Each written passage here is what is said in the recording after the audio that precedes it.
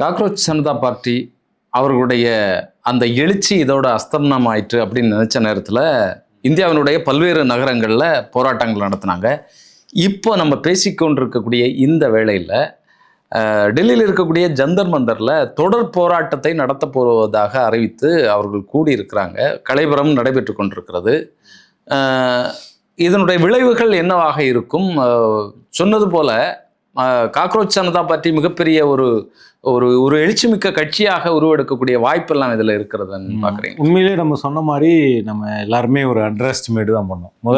முதல் கூட்டத்தை பொறுத்த வரைக்கும் அவங்க ட்விட்டர்லேயோ இல்லை இன்ஸ்டாகிராம்லேயோ அவங்களுக்கு இருந்த அந்த எழுச்சி வந்து அந்த ஜந்தர் மந்தரில் ஃபர்ஸ்ட் டே அவங்க களத்தில் திப்கே வந்து யூஎஸ்லேருந்து வந்தப்போ ரொம்ப பெரிய க்ரௌடுன்னு சொல்ல முடியும். ஆயிரக்கணக்கில் கூடியிருந்தாங்க. பட் எதிர்பார்க்கப்பட்ட க்ரௌடு விட ஒரு பிரம்மாண்டத்தை எதிர்பார்ப்போம், அந்த பிரம்மாண்டம் இல்லை. ஆமாம், குறைவான கூட்டம் தான் இருந்தது. பட்டு அதை தொடர்ந்து அதோட அந்த அந்த சிஜேபி அப்படிங்கிறது முடிஞ்சிருமா அப்படின்னு பார்க்கப்பட்ட சூழலில் கிட்டத்தட்ட இன்னைக்கு இந்தியாவில் 7 நகரங்களில் மாநகரங்களில் ப்ரொட்டஸ்ட் பண்ணியிருக்கிறாங்க.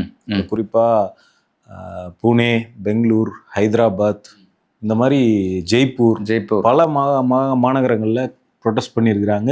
எல்லா இடங்கள்லையுமே அவங்களுக்கு வந்து ஒரு நல்ல வரவேற்பு இருந்திருக்கு. இதில் இன்னைக்கு குறிப்பாக இன்னைக்கு வந்து டெல்லியில் ஜந்தர் மந்தரில் வந்து தர்மேந்திர பிரதான் வந்து ரிசைன் பண்ணணும் அப்படின்ற முழக்கத்தோடு அவங்க ஆரம்பித்த போராட்டத்தில் இப்போ அது அடுத்த கட்ட வடிவத்துக்கு நகர்ந்துருக்கு. என்ன அப்படின்னா, இந்த போராட்டத்தில் தர்மேந்திர பிரதான் ரிசைன் பண்ணார் அப்படின்னு செய்தி வராமல் நாங்கள் இங்கேருந்து களைய மாட்டோம் அப்படிங்கிற இடத்துக்கு இந்த போராட்டக்காரர்கள் நகர்ந்துருக்கிறாங்க. அப்போது அபிஜித் திப்கே வந்து வெளிப்படையாக என்ன அறிவிச்சிருக்கிறார் அப்படின்னா, 6 மணிக்கு இந்த போராட்டம் வந்து கண்டினியூ ஆக போகுது அடுத்த கட்டத்தை நோக்கி. 5 மணி வரைக்கும் தான் அவங்களுக்கு போராட்டத்துக்கு டைம் கொடுத்துருக்காங்க டெல்லியில். ஆனால் அவர் வந்து 6 மணிக்கு நீங்கள் எல்லாருமே வாங்க, இந்த போராட்டம் முடிய போகிறதில்ல, நம்ம ஜந்தர் மந்தர்லேயே உட்கார போகிறோம், தர்மேந்திர பிரதான் ரிசைன் பண்ணுற வரைக்கும் இந்த போராட்டம் தொடர போகுது அப்படின்னு அறிவிச்சிருக்கிறாரு. போலீஸ் வந்து தொடர்ச்சியாக அறிவிச்சுக்கிட்டே இருக்கிறாங்க. அவங்க ஸ்பீக்கர்ஸ் வச்சு என்ன பண்ணுறாங்கன்னா, போலீஸ் ஒரு பக்கம் 5 மணி வரைக்கும் தான் உங்களுக்கு டைம் கொடுத்துருக்குறோம், சீக்கிரமாக கலைஞ்சி போயிடுங்க, இல்லைனா வந்து நாங்கள் வந்து எங்கள் ஃபோர்ஸை யூஸ் பண்ண வேண்டி வரும் அப்படின்னு சொல்லிட்டு போலீஸ் திரும்பி வார்னிங் கொடுத்துட்டே இருக்கிறாங்க. அதுக்கு இவங்களும் திருப்பி இவங்க சைட்லேருந்து அமைதியாக போராட்டம் பண்ணுறது எங்களோட உரிமை, நாங்கள் போராட்டத்தை எக்ஸ்டெண்ட் பண்ண சொல்லி போலீஸ்கிட்ட பர்மிஷன் கேட்டிருக்கிறோம், நீங்கள் பர்மிஷன் கொடுக்கலனாலும் எங்களுடைய போராட்டம் தொடரும், எங்களுக்கு பர்மிஷன் கொடுக்கலன்னா இந்த போராட்டம் இன்னும் அதிகமாக தொடரணும், விரிவடையணும்னு நீங்கள் விரும்புகிறீங்கன்னு அர்த்தம், எங்கள் போராட்டம் எப்படினாலும் தொடரும், எல்லாரும் ஜந்தர் மந்தரை நோக்கி வாங்க அப்படின்னு அழைப்பு விடுத்திருக்கிறார். ஸோ அந்த இடத்துல வந்து போலீஸ், துணை இராணுவம் எல்லாருமே வந்து அவங்கள அந்த காக்ரோச் அதே மிகப்பெரிய அச்சுறுத்தல் தான். ஆமாம், துணை இராணுவ படையெல்லாம் வந்திருக்கு காக்ரோச் க்ரௌடை வந்து அப்புறப்படுத்துறதுக்கு.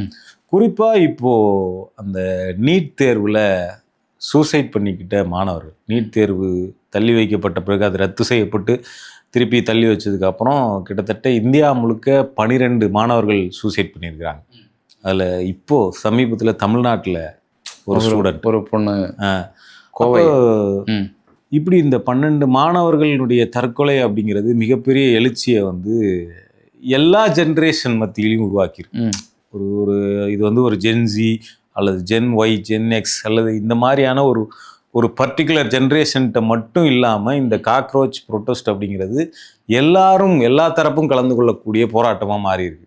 சம்பந்தப்பட்ட மாணவர்களுடைய பெற்றோர்கள், உறவினர், அவங்களுடைய இறந்தவர்களா இருக்கிறவங்க, இப்படி வந்து பலரும் வந்து இந்த ப்ரொட்டஸ்ட்ல ஜாயின் பண்ணியிருக்காங்க. அதில் குறிப்பாக ஜெய்ப்பூரில் வந்து ஒரு இறந்த மாணவருடைய தந்தை, அவர் வந்துட்டு அந்த ப்ரொட்டஸ்ட்ல கலந்துக்கிட்டு என்ன சொல்லியிருக்கிறாருன்னா, ஒரு பையன் பேர் வந்து பிரதீப், இறந்த என் பையன் பிரதீப் மட்டும் ஒரு அமைச்சரோட பையனாக இருந்திருந்தா இந்நேரம் இந்த சிஸ்டமே ஷேக் ஆகிருக்கும், ஒரு சாதாரண வீட்டு பையங்கிறதுனால தான் இந்த சிஸ்டம் மாறலை, அப்போ இதை நம்ம பயங்கரமாக எதிர்கொள்ள வேண்டியிருக்குன்னு சொல்லிட்டு அந்த பையனுடைய அப்பா வந்து பேசியிருக்கிறார். அப்போ தர்மேந்திர பிரதான் வந்து ஒரு பக்கம் நீட் எக்ஸாமில் இருக்கக்கூடிய விஷயம், அந்த சிபிஎஸ்சியில் வந்த முறைகேடு, இதெல்லாம் சேர்த்து வந்து தர்மேந்திர பிரதான் ரிசைன் பண்ணி ஆகணும், அவர் கல்வி அமைச்சராக இருப்பதற்கு தகுதியற்றவர் அப்படிங்கிற முழக்கம் வந்து இன்னைக்கு இந்தியா முழுக்க எழுப்பக்கூடிய மிக முக்கியமான முழக்கமா மாறி இருக்கு. இல்லை, இதில் எதிர்க்கட்சிகள் இங்கே இருக்கு, ஆனால் எதிர்க்கட்சிகளுடைய குரல் அந்த அளவுக்கு ஓங்கி ஒலிக்கலை. இந்த இடத்துல தான் நமக்கு வந்து காக்ரோச் ஜனதா பார்ட்டியை வந்து பார்க்க வேண்டியது இருக்கு. இல்லைன்னா இன்னொரு அமைப்பு, புதிய ஒரு அமைப்பு வாரதை நம்ம பார்க்க வேண்டியது இருக்கு. இதில் ரொம்பவே வந்து பாஜகவை எதிர்த்து காக்ரோச் ஜனதா பார்ட்டியினுடைய குரல் ரொம்பவே கூர்மைப்பட்டிருக்கு அப்படிங்கிறத பார்க்க முடியுது. குறிப்பாக வந்து பிளேட்டை எடுத்துட்டு வந்து உணவு உண்ணக்கூடிய தட்டை எடுத்துட்டு வந்து ஸ்பூனை எடுத்துட்டு வந்து தட்டக்கூடிய அந்த நிகழ்வு பாஜகவை கிண்டல் பண்ற மாதிரி. அந்த கொரோனா டைம்ல பார்த்தோம்னா பாஜகவினுடைய அமைச்சர் நிர்வாகிகள்லாம் என்ன பண்ணாங்கன்னா, இந்த தட்டு ஒன்று வச்சுக்கிட்டு கோ கொரோனா கோ, கோ கொரோனா கோன்னு சொல்லிட்டு தட்டி பாட்டு பாடிக்கிட்டு இருந்தாங்க. இப்படியே எல்லாரும் முழங்குங்க, நம்ம கொரோனாவை வெல்லணும் அப்படின்னு சொல்லிட்டு. அதை தான் இன்னைக்கு வந்து ஒரு சிம்பிள் ஆஃப் ப்ரொட்டஸ்டா மாத்திருக்கிறாங்க இவங்க. இன்னைக்கு ஜந்தர் மந்தர் ப்ரொட்டஸ்டினுடைய ஹைலைட்டே அதுதான். என்ன பண்ணியிருக்காங்கன்னா, கொரோனாவே பிஜேபி தலைவர்கள் வந்து இந்த மாதிரி தட்டை வச்சு தட்டி கோ கொரோனா கோன்னு சொன்னா கொரோனா வைரஸே போயிடுன்னு சொன்னாங்க. ஏன் தர்மேந்திர பிரதான் போக மாட்டாரா அப்படின்னு சொல்லிட்டு, கொரோனாவே போகும்போது இவர் போக மாட்டாரான்னு சொல்லிட்டு தட்டு வச்சுட்டு எல்லாரும் கோ பிரதான் கோ, கோ பிரதான் கோன்னு சொல்லிட்டு தர்மேந்திர பிரதானுக்கு எதிரான முழக்கத்தை வந்து அந்த கொரோனா இன்சிடென்ட்டை வச்சு கூர்மையாக்கி இருக்கிறாங்க. ஸோ நீங்கள் சொன்ன மாதிரி காக்ரோச் ஜனதா பார்ட்டியினுடைய ப்ரொட்டஸ்ட் அப்படிங்கிறது வந்து ஒரு மேம்போக்கான டிமாண்ட் அப்படிங்கிறத தாண்டி வந்து ஒரு ஹைலி பொலிட்டிசைஸ்டான ஒரு டிமாண்டை நோக்கி நகர்றதை வந்து பார்க்க முடியும். முதல்ல வந்து இது ஒரு அண்ணா ஹசாரே மூமெண்ட் மாதிரி இருந்துரும், அல்லது ஒரு அரசியல் படாத ஒரு உணர்ச்சியில் வரக்கூடிய போராட்டம் மாதிரி இருந்துரும், அல்லது திசை திருப்பக்கூடிய போராட்டமாக இருந்துரும் அப்படின்லாம் பல வெர்ஷன்கள் இந்த சிஜேபியை மையப்படுத்தி வைக்கப்பட்டுச்சு. ஆனால் அவங்களுடைய அடுத்தடுத்த நடவடிக்கைகளை பார்க்கும்போது இந்த போராட்டத்தினுடைய அரசியல் கோரிக்கைகள்ங்கிறது கூர்மைப்படுது. இல்லை, இதில் ஜெய்ப்பூரில் ஆர்எஸ்எஸ்காரர் ஒருத்தர் வந்து தீப்கேவினுடைய கன்னத்தில் அரைஞ்சது, இதெல்லாமே வந்து எந்த அளவுக்கு இந்த அமைப்புகள் இவங்கள் மீது வெறுப்பாக இருக்கிறாங்க, ஒரு அச்சுறுத்தல் நிலவிட்டிருக்கு உண்மையிலே அப்படிங்கிற ஒரு பார்வை வந்து இப்போ ஏற்பட்டிருக்கு அப்படிங்கிறதே நம்ம புரிஞ்சுக்கொள்ளலாம். ஆமாம். இப்போ ஜெய்ப்பூரில் ப்ரொட்டஸ்ட் நடந்தப்ப அபிஜித் தீப்கே வரும்போதே வந்து அவரை உள்ளுக்குள்ள சில பேர் பூந்து கண்ணா அப்படின்னு நடிச்சாங்க. அது பெரிய வைரல் ஆச்சு. அந்த ஈவெண்ட்ல அடிச்ச அந்த நபர் பார்த்தோம்னா, இவர் வந்து ஒரு தேச துரோகி, இவரை நான் அடிக்க வந்திருக்கிறேன் அப்படி இப்படின்னு சொல்லிட்டு ஆர்எஸ்எஸ் காரர் மாதிரியே பேசினார்.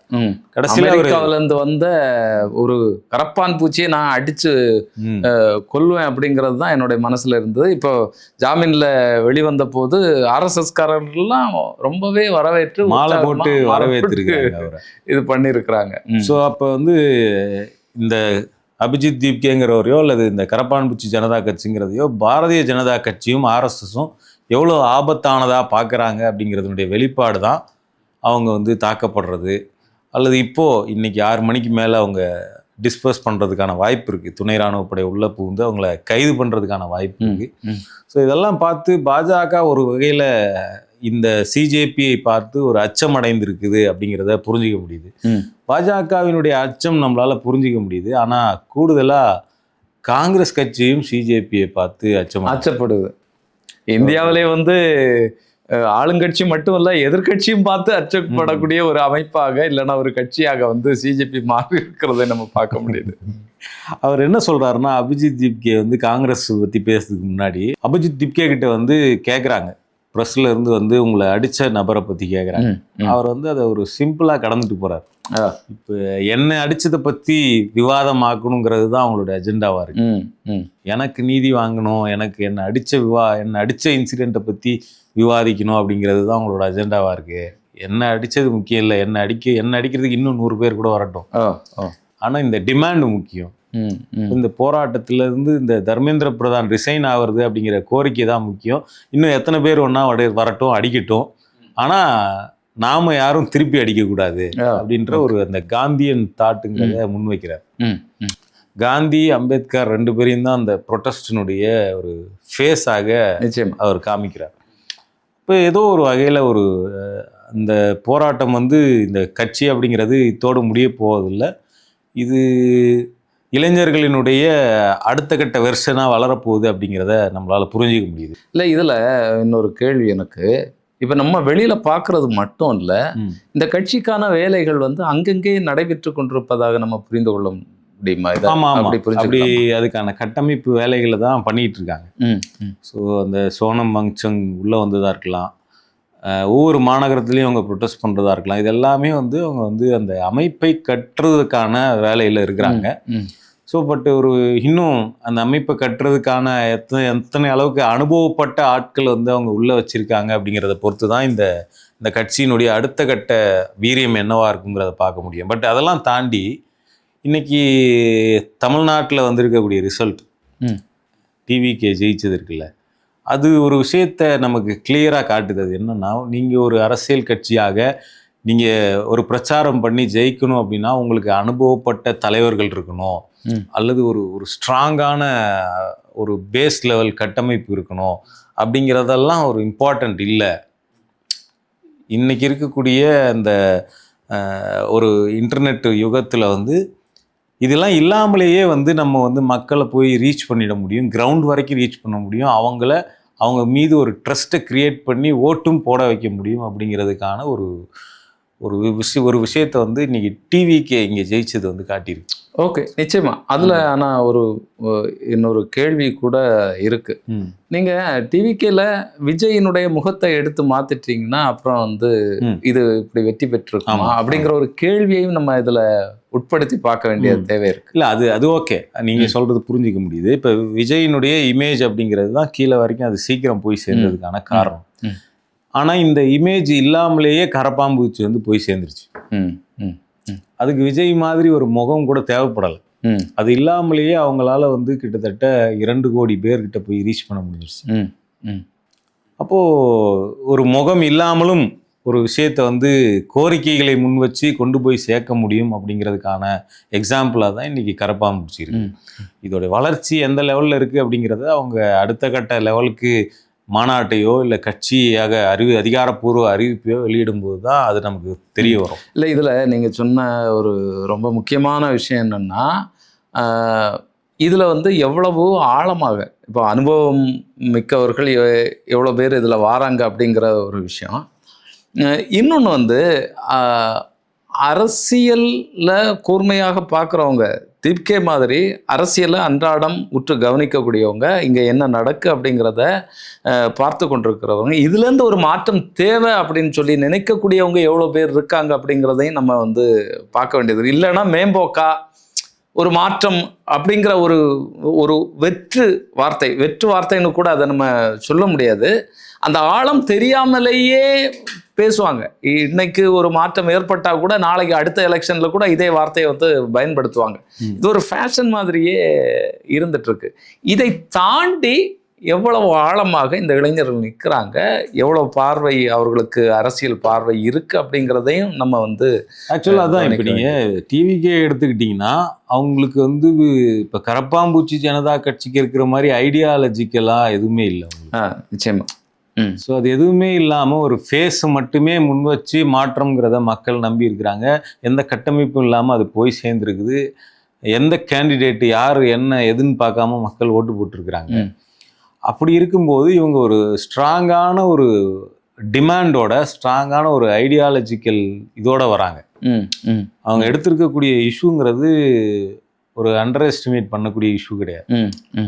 எல்லாருமே வந்து ஊழல் அப்படின்னு ஒரு பொதுவான இஷ்யூ எடுப்பாங்க, இல்லைன்னா வந்து வேற ஏதாவது ஒரு ஜென்ரலான ஒரு மதம் சார்ந்த ஒரு இஷ்யூ எடுப்பாங்க, அல்லது கலாச்சாரம் சார்ந்த ஒரு இஷ்யூ எடுப்பாங்க. இவங்க ரொம்ப குறிப்பாக வந்து ஸ்டூடெண்ட்ஸ் அப்படிங்கிற ஒரு விஷயத்தை எடுத்திருக்காங்க. இப்போ இதனால வந்து இந்தியா முழுக்கவே மாணவர்கள் பாதிக்கப்பட்டிருக்காங்க. அப்போ இங்கே என்ன பிரச்சனையின் வேறா என்ன மாறி இருக்குன்னா, இந்தியாவினுடைய அந்த எஜுகேஷனை வந்து சென்ட்ரலைஸ் பண்ணது இருக்கு இல்லைங்களா? ஆமாம். இப்போ நீட்டுங்கிற ஒரு எக்ஸாம் வந்து இப்போ மாநில லெவலில் ஒவ்வொரு மாநிலத்திலையும் நடந்திருந்து, ஒவ்வொரு மாநிலத்துக்கும் தனித்தனி போர்டு இருந்து அவங்க அதை நடத்தியிருந்தாங்கன்னா அது மாநிலத்தின் எல்லைக்குட்பட்டதாக இருந்ததுன்னா ஒவ்வொரு மாநிலத்திலையும் வேற வேற இது இருந்திருக்கும், பிரச்சனை இருந்திருக்கும். அல்லது பிரச்சனையே இல்லாம கூட பல மாநிலங்கள்ல நடந்திருக்கும். இல்ல இவ்வளவு உயிரிழப்புகள் வந்து நடந்து. அப்ப இங்க சென்ட்ரலைஸ் பண்ணி என்டிஏன்னு சொல்லிட்டு ஒரே ஒரு நேஷனல் லெவல்ல ஒரு என்டிட்டியை வச்சுக்கிட்டு அதன் மூலமா நடத்தி சென்ட்ரலைஸ் பண்ணதனுடைய பிரச்சனை வந்து என்ன ஆயிடுச்சுன்னா, இன்னைக்கு வந்து இந்தியா முழுக்கவே மாணவர்கள் பாதிக்கப்பட்டுட்டாங்க. பாதிக்கப்பட்டவர்களுடைய எண்ணிக்கை கோடிகள்ல போயிடுச்சு. அப்போ அந்த ஒரு மாணவர் பாதிக்கப்படுறது அப்படிங்கிறது அந்த மாணவரை சுற்றி இருக்கக்கூடிய பல பேருக்கு அது பேசுபொருள். அந்த வீட்டில் இருக்கவங்க பேசுவாங்க, அம்மா அப்பா பேசுவாங்க, பக்கத்து வீட்டுக்காரங்க பேசுவாங்க, அடுத்த வருஷம் எழுத போகிற பசங்க பேசுவாங்க, அதுக்கு அடுத்த வருஷம் எழுத போகிற பசங்க பேசுவாங்க, ஒரு ஸ்கூலில் மொத்தமாக பேசுவாங்க, ஆசிரியர்கள் பேசுவாங்க, அவங்களோட சர்க்கிள் பேசுவோம். அப்போ இது வந்து நேரடியாக மக்களை பாதித்திருக்கக்கூடிய ஒரு விஷயத்திலிருந்து ஒரு பார்ட்டி ரைஸ் ஆகிருக்கிறது அப்படிங்கிறது வந்து இது எந்த வகையிலுமே நம்ம அண்டர் எஸ்டிமேட் பண்ணக்கூடாத ஒரு விஷயம். ஓகே, ரொம்ப சரியானது. இதில் எனக்கு ஒரு கேள்வி. இப்போ தர்மேந்திர பிரதான் பதவி விலகிட்டாருன்னு வைங்களேன், இந்த கட்சியினுடைய கோரிக்கை முடிஞ்சு போச்சு. பிரதானமாக எடுத்து வந்திருக்கக்கூடிய கோரிக்கை முடிஞ்சு போச்சு. இதுக்கு பிறகு இந்த கட்சி என்ன? அதுதான் இப்போ முக்கியம். என்னன்னா வந்து தர்மேந்திர பிரதானை ரிசைன் பண்ண வைக்கிறது அப்படிங்கிறது அவங்க வைக்கக்கூடிய பிரதான கோரிக்கை. ஸோ அது வந்து foremost and first and foremost கோரிக்கை. தர்மேந்திர பிரதான் ரிசைன் பண்ணிட்டாக்கா அடுத்தது அவங்களுடைய நகர்வு அப்படிங்கிறது கல்வித்துறையை சீர்திருத்தத்தை நோக்கி இருக்கலாம். அதை நோக்கி தான் அவங்க போறாங்க. ஏன்னா அந்த என்டிஏங்கிற அந்த இதே எதிர்க்கிறாங்க, நீட் எக்ஸாமே எதிர்க்கிறாங்க. அடுத்தடுத்து வந்து அவங்க வந்து கல்வித்துறையில் இருக்கக்கூடிய மொத்த பிரச்சனைகளை நோக்கி ஊழல் தொடங்கி எல்லா பிரச்சனையும் நோக்கி அவங்க நகருவாங்க. ஸோ சிஜேபியினுடைய அடிப்படை டிமாண்ட் அப்படிங்கிறது ஒட்டுமொத்தமாக பாஜக அரசையே எதிர்க்கிறதா தான் இருக்கு. அதில் அவங்க நிறைவேற்றக்கூடிய டிமாண்ட் அப்படிங்கிறத இடத்துல இருந்து தான் தர்மேந்திர பிரதான் அணுகிறாங்களே தவிர அவங்களுடைய இது நிறைவேறிட்டா அவங்களுடைய தேவை முடிஞ்சிருச்சு அப்படிங்கிறது கிடையாது. ஏன்னா அவங்களுடைய ரைஸ் அப்படிங்கிறது இந்த எஜுகேஷன்லேருந்து வந்தது இல்லை, அது வேலை வாய்ப்புலேருந்து வந்தது.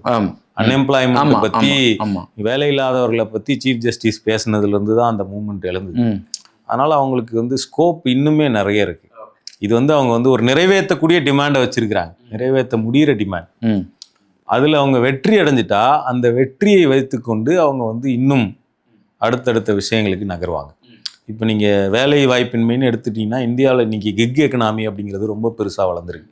இன்றைக்கி Swiggy, Zomato, Ola, Rapido, ஊபர்னு, Zepto, Blinkit, big பாஸ்கெட்னு இது மாதிரி வந்து இன்றைக்கி கிக் எக்கனாமி அப்படிங்கிறது, இதில் வேலை செய்யக்கூடிய இளைஞர்களோட எண்ணிக்கை அப்படிங்கிறது பயங்கர வாஸ்டான எண்ணிக்கை. அப்போ அவங்க யாருமே வந்து அவங்களுக்கு வந்து அந்த சோஷியல் செக்யூரிட்டி அப்படிங்கிறது இல்லாமலே அதில் வேலை செய்கிறாங்க. அவங்களுக்கு வந்து ஜாப் செக்யூரிட்டி கிடையாது, ஒரு வேலைக்கு போனால் கிடைக்கிற அந்த பிஎஃப், இஎஸ்ஐ மாதிரியான விஷயங்கள் அவங்களுக்கு கிடையாது.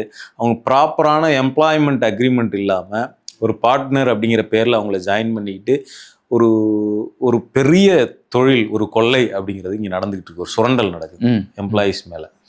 அப்போ அதை நோக்கி அவங்க நகர்ந்தாங்கன்னா அது வந்து இன்னும் வீரியம் மிக்கதாக மாறும் இளைஞர்கள் மத்தியில். ஏன்னா இந்த ஜெப்டோ ஓட்டுற, ரேப்பிடோ ஓட்டுற இளைஞர்கள் எடுத்துக்கிட்டோம்னா எல்லாருமே 20 மேக்சிமம் 20 35 வயசுக்குள்ளே இருக்கிறோம்.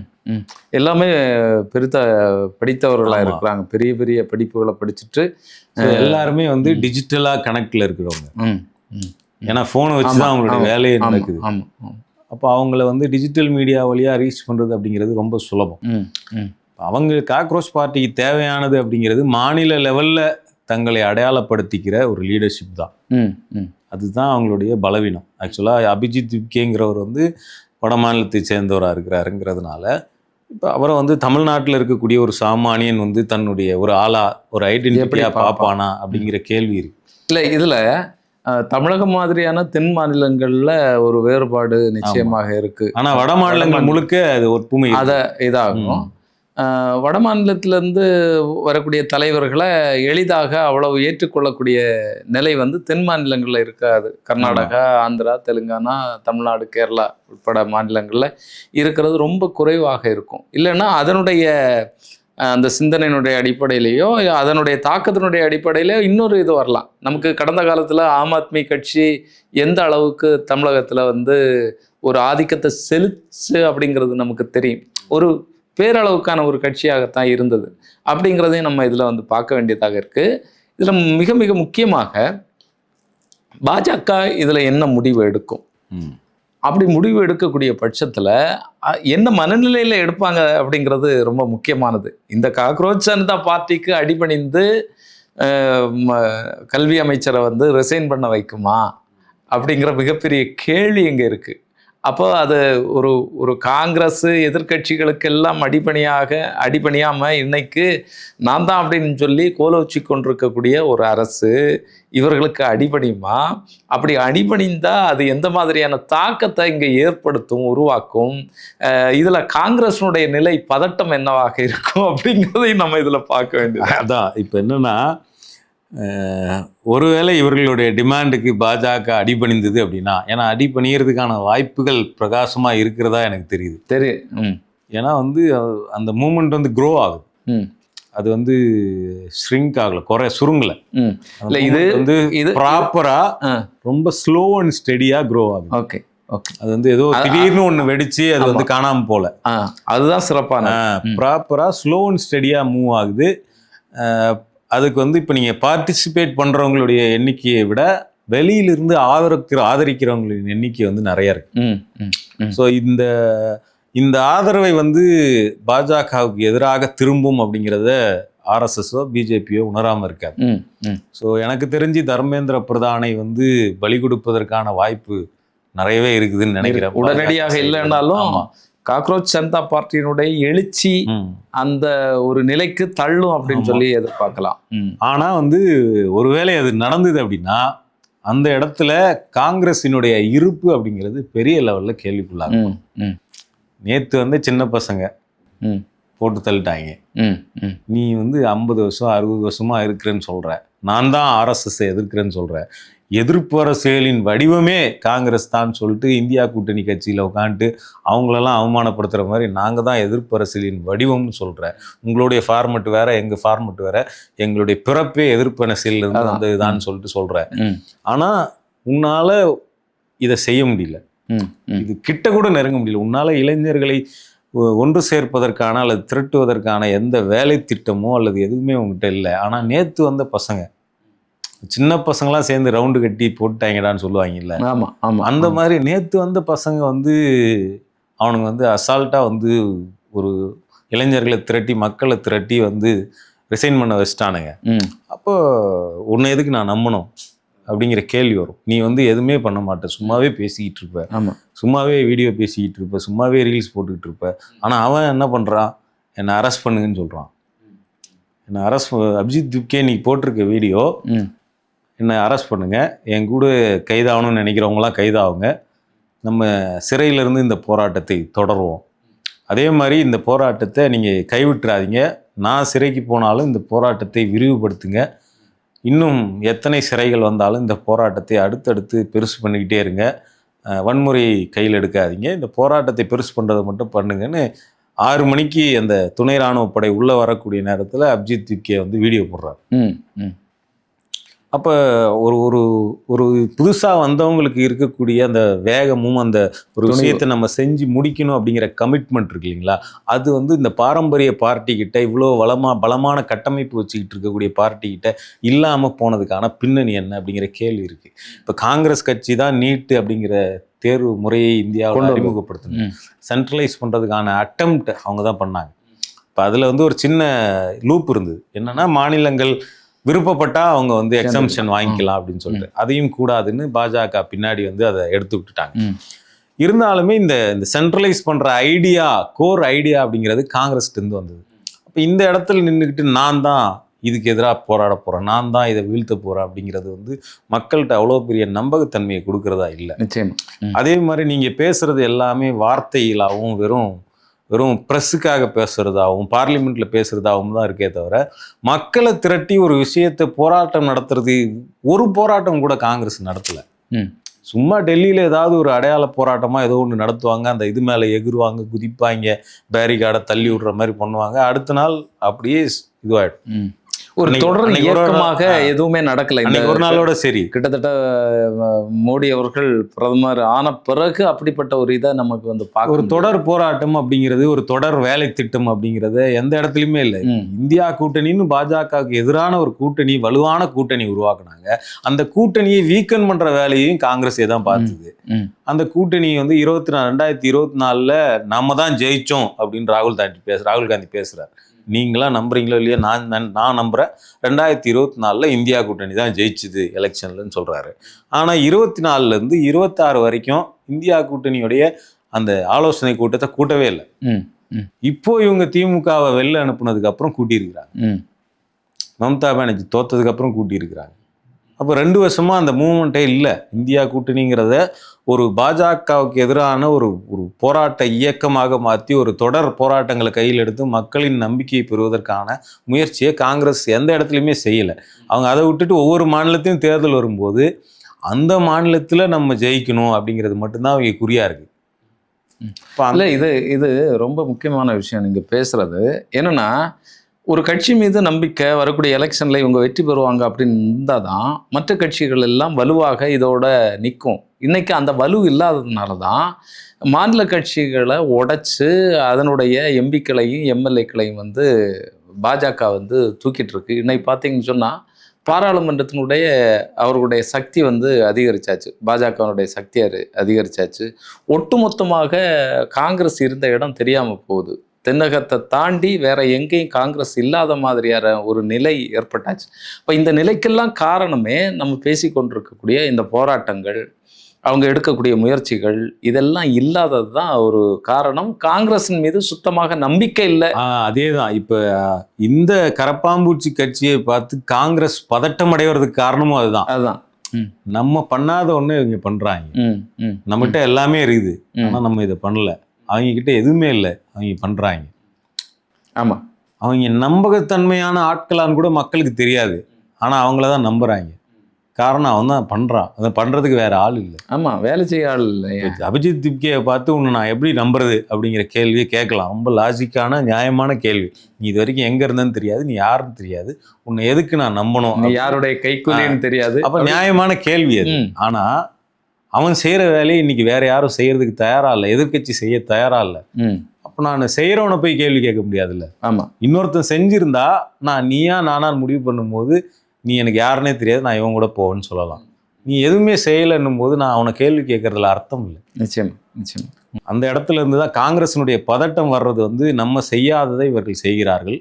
மக்கள் இவர்கள் பக்கம் திரண்டு விட்டால் பாஜகவோடு சேர்த்து நம்மளும் அந்த அலையில காணாமல் போயிடுவோமோ அப்படிங்கிற அச்சம் வந்து ராகுல் காந்திக்கும் காங்கிரஸுக்கும் வந்திருக்குது.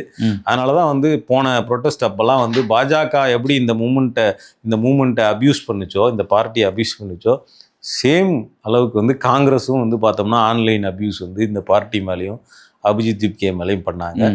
ஸோ இந்த ஜெய்ப்பூர் சம்பவத்துக்கு பிறகும் காங்கிரஸ் வந்து பெரிய அளவுக்குலாம் அதுக்கு எதிர்வினை பண்ணலை. ஸோ இப்படி தொடரும் பட்சத்தில் பாஜகவை நோக்கி இந்த சிஜேபி கிரியேட் பண்ணுற அதிருப்திங்கிறது காங்கிரஸையும் சேர்த்து பாதிக்கக்கூடிய வாய்ப்புகள். வரக்கூடிய நாட்களில் பார்ப்போம் இந்த சிஜேபியினுடைய போராட்டம் எந்த திசையை நோக்கி பயணிக்குது அப்படிங்கிறத. நிச்சயமாக ஞாயிற்றுக்கிழமை இன்னைக்கு தெரியும், கைது செய்யப்பட்டார்களா இல்லைன்னா அடித்து விரட்டப்பட்டார்களா அப்படிங்கிறது. வரக்கூடிய நாட்களில் இன்னும் பலத்தோடு அவர்கள் இன்னும் திரள்வார்கள் அப்படிங்கிறது தான் நம்ம எதிர்பார்க்க வேண்டியதாக இருக்குது. தொடர்ந்து பேசுவோம். நன்றி.